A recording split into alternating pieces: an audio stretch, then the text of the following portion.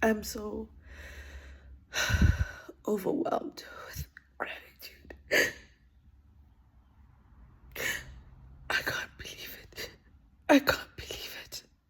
I literally can't believe how powerful love is. I can't believe it.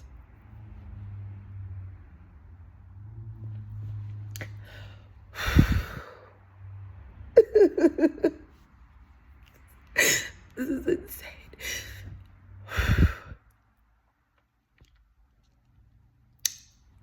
Oh my goodness.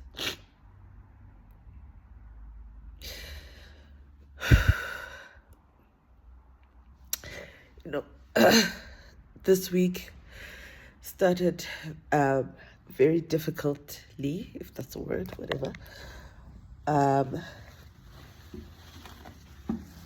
And as you may have seen in my latest Substack, I was doing what's the thing called?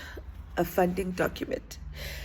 And I just got this jolt of hopelessness that just, this, what's the pointness? That I always get given all these beautiful creative projects and urgings and yearnings, and they never come to pass. So what's the point? What's the point of carrying on and investing time just to get a no, just to be disappointed? And my guides forced me to write the Substack anyway, which was such a gift. Not only was I able to regulate my nervous system and love myself and be faithful to myself during a tough moment in real time, but such a huge shift happened. Oh my goodness.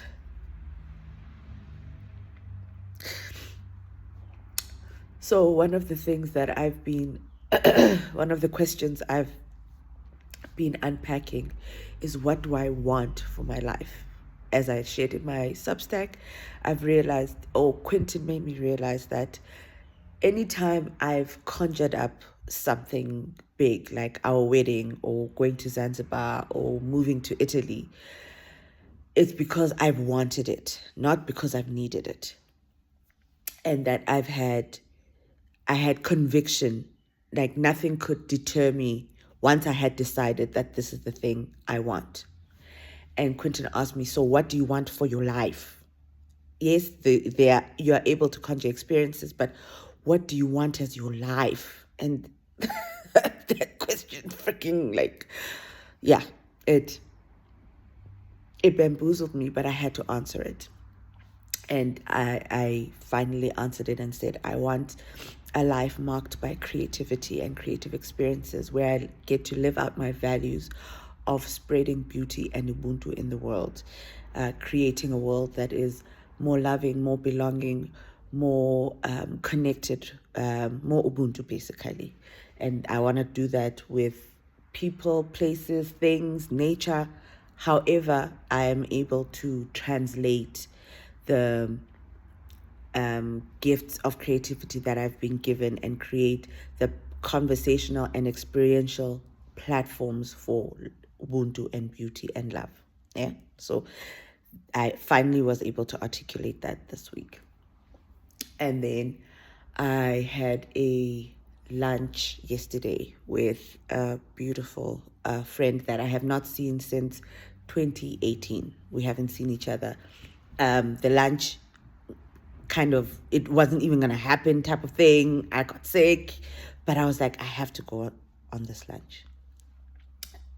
The gist of it is that we both needed each other as a mirror, because when you're going through a tough time like we all are right now in the economy and all the things we know, it's very tempting to feel like you're the only one. Kule is the only one who's going through this. Kule is the only one who's having to navigate these particular waters.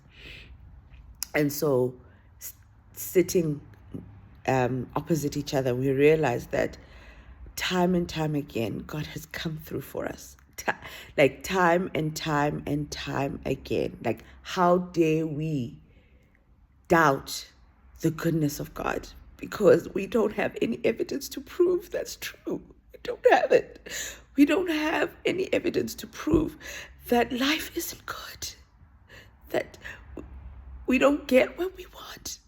We always get what we want. Literally, we sat there and realized that we always get what we want. I mean, a small thing. As we were sitting there, and she was saying, it's been a very slow year business-wise. But at the end of the day, God always comes through. An email came through right then and there for a job for her while we were sitting there. When I came to the lunch, Quentin asked me, how are you going to pay for lunch? Like, do you have money? I'm like, no, I don't, but I'm just going to go to this lunch. And I arrived there and my Doppio Zero voucher has 250 Rand.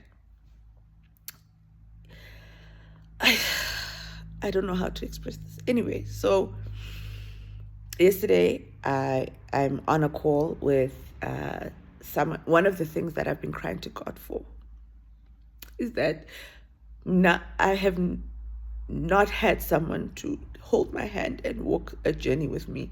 Mentorship is not something that I've really received in the way that I have witnessed others receive mentorship, in the way that I've seen people show up for people's growth, open doors for people, that kind of thing. So I've been complaining to God about that. Yesterday, I get a call from someone I've very recently met, who is doing some incredible work within the Ubuntu art world. Already, can you see the connection? Anyway, they're doing a workshop and they'd like me to speak at the workshop. But they don't have a budget for me. So instead they have offered their services to help me build my brand, basically, as Tule the Love Activist and Conversations with the Love Activist. And it hit me that already God is providing for what I want. God is literally providing a sacred container for me to grow my brand for free. And I get to speak. And I get to connect to an audience of people that I would never have had access to before. So I'm being given a platform and I'm being given support. What? For free? For free? Just because I'm me?